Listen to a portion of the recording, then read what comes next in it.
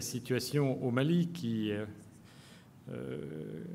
que vous connaissez évidemment parfaitement, mais qui est caractérisée par la persistance de défis en matière de sécurité, voire même dans certaines régions, je pense au centre du Mali, un accroissement des défis sécuritaires, qui est caractérisé sur le plan politique par la mise en œuvre de l'accord de paix. C'est un processus qui évolue lentement, trop lentement sans doute. Il y a une appréciation des progrès réalisés dans des domaines comme la mise en place des autorités intérimaires au nord, le début des patrouilles mixtes, la tenue de la conférence d'entente nationale, avec les perspectives que cela ouvre et qui méritent d'être poursuivies et amplifiées dans différents domaines. Nous avons parlé de ce que peut faire la MINUSMA pour se renforcer, pour mieux appliquer son mandat. Son mandat, vous le savez, il est robuste, mais malgré tous les efforts qui ont été faits, il y a encore des manques en matière de capacité. Nous avons bon espoir que prochainement, un certain nombre de renforts arriveront qui permettront de pallier ces manques et de donner à la MINUSMA, en matière sécuritaire, les moyens dont elle a besoin pour mieux assurer ses missions.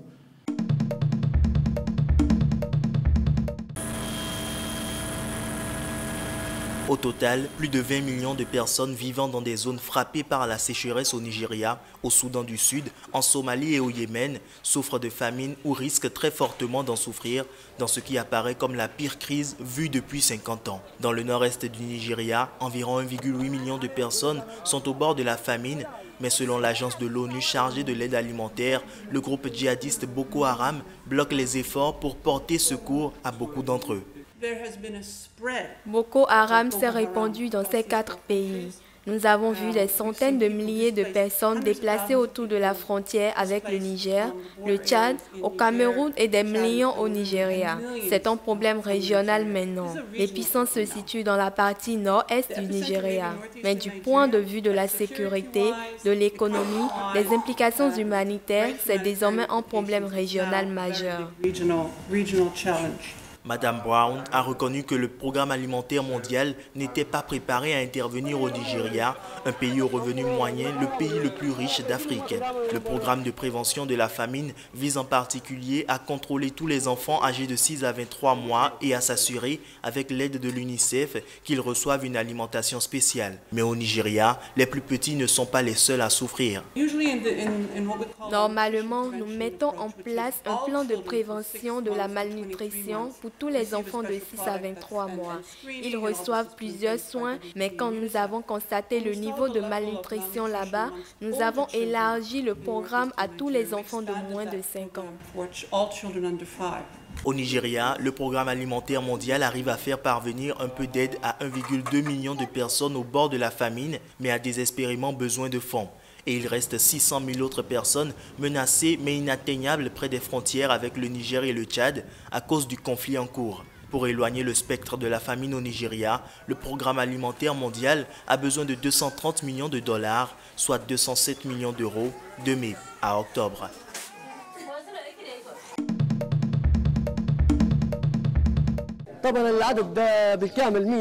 Grâce aux efforts des gardes-côtes libyens, 120 personnes, dont 11 femmes et 4 enfants, ont été sauvées avec l'aide de Dieu.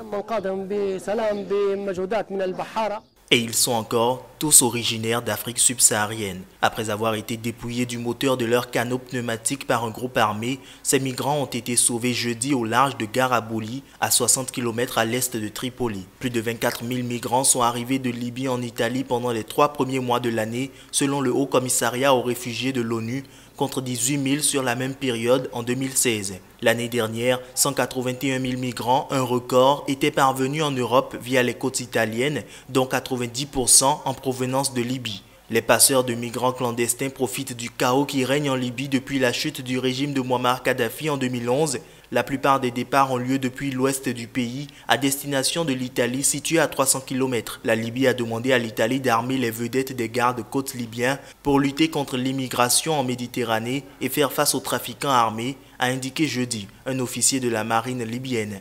Les migrants interceptés ou sauvés par les gardes-côtes libyens sont souvent détenus dans des centres de rétention en attendant leur rapatriement. La Libye a par ailleurs appelé la communauté internationale à accélérer le rythme de rapatriement des migrants interceptés ou secourus en Méditerranée et refoulés vers la Libye.